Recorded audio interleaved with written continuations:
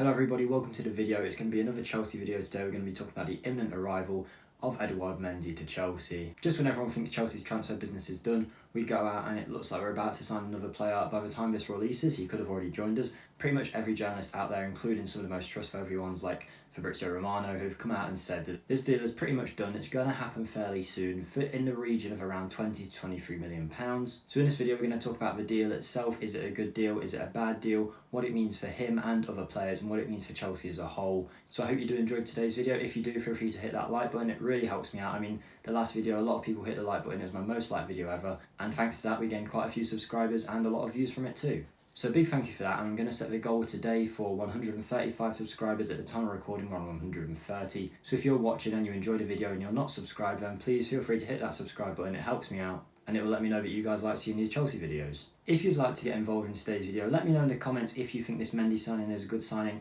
and if not, who would you have signed instead of him? It's always nice to hear your guys' opinions, then we can start a bit of a discussion in the comments section. So yeah, let me know what you think and let's get into the video. So, Edouard Mendy, if you'd asked me 2 weeks ago, even 1 week ago, I think me and probably the majority of football fans, if they're telling the truth, would say they've probably not heard of him, at least if you're not a consistent watcher of Ligue 1 or Stade Rennes. But since the interest in Mendy has started to develop in the last few weeks, you see a few Twitter videos, a few YouTube videos of the guy, and you start to learn a bit more about him. People report on him, and he looks like a pretty decent player. It looks like he's going to be costing around 20 to 23 million pounds if reports are to be believed. He looks like a very solid goalkeeper. He's 28 years old, he's 6'4", and some of his biggest strengths include command of his area, punching and shot stopping. He's not the best distributor of a ball, but to be honest, that was the whole hype about Kepa. Oh, he can distribute whatever, he can play sorry ball. And as much as I like Kepa, it just didn't work. What's the point of being able to distribute the ball when you can't save shots? And in a team like Chelsea's right now, what we need is some consistency at the back.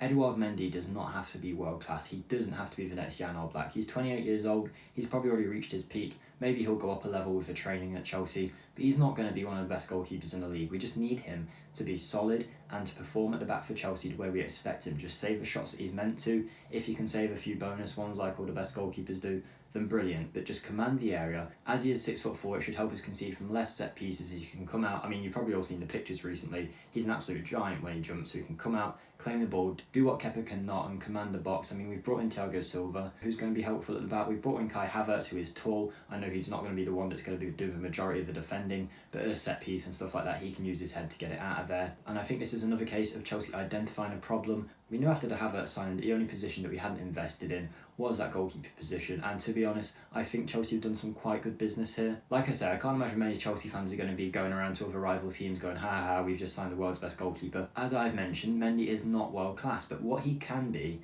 is the thing that Chelsea need most, and that is stability. I would also like to put in, I don't think Chelsea are buying him to be the long-term solution in goal. I know he's 28 years old, which would mean he's still probably got like 5 years at his goalkeeping prime, but for me, he's being signed as the long-term option to be our second goalkeeper. But I think this season he's going to get the chance if he displaces Kepa, which I think he will. I think Lampard's going to have faith in the man that he's signed. I think he will get this season as our number one. And then in a few years, when our primary transfer targets in goal become available, we'll probably go from, and Mendy will come our backup when he's around 30 years old. Now, I think for £20 million, that is great business from Chelsea.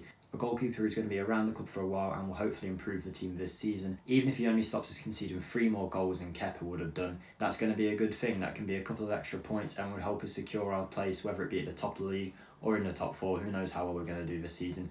I think most Chelsea fans would agree Kepa's time is up and Cabelleros isn't going to be Chelsea's number one goalkeeper for a whole season. Although don't hold me to this, but I would expect when we play Brighton on Monday, if Mendy has signed, he won't be put straight into the team and we'll see one of either Kepa or Cabelleros starting the season. My money is actually on Cabelleros, who I think will remain as Chelsea's number 2 this season, probably behind Mendy, and I think if Mendy performs well, Chelsea will be happy to send Kepa out on loan or sell him, but I don't think we'll sell him because, you know, we're going to want to recoup quite a lot of money that we spent on him, and that's not going to happen right now. So we'll probably send him out on a loan, maybe even a 2-year loan to improve, if Mendy can prove himself as being that number one solid goalkeeper that we need. So to be paying £20 million for a goalkeeper who is probably going to be around the club for a while is a pretty good deal. And like I say, one day we might go out and sign, I'm not going to say it's Oblak, but you know, a player of that calibre, a Donnarumma in a few years, that kind of thing, and then Mendy will step down to be the number 2. We can never guess what's going to happen in the future, but I think he could be a really good buy for Chelsea. And again, it shows good, shrewd business in the transfer market.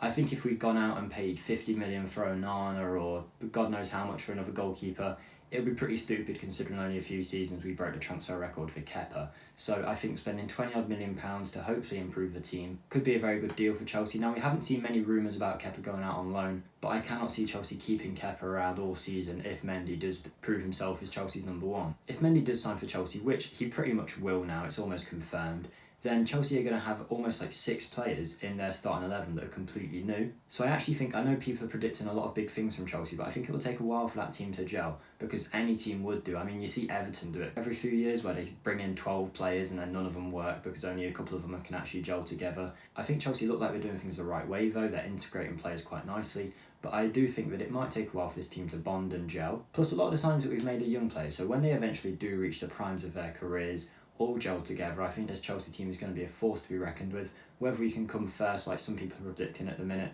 I don't think so, but I think this will be a definite improvement on last season, as you would hope with the amount of money that we spent. But you've got to remember, we are using player sales from Hazard, Morata and hopefully whatever other sales we can make this season to fund this kind of business. And it looks like if Chelsea can sell some players, we are still going to go out and try and get Declan Rice. Now, once Mendy's signed, even without Rice, a few games into the season, Chelsea's new team is going to include Mendy in goal, Chilwell, Thiago Silva, Havertz, Werner, Ziyech, and probably more that I've forgotten about. So that's going to be 6 players brand new in Chelsea's team. So it's going to be very exciting for us Chelsea fans to watch, alongside some of our best players from last season, your Pulisic's, your Mounts, Kante's, Kovacic's, Reece James. Kurt Zouma can hopefully elevate his game, and I think Chelsea's team is going to be so exciting to watch this season. So that is the end of today's video. It was just a quick update about the Edouard Mendy situation, as it looks like he will be signing in the next few days.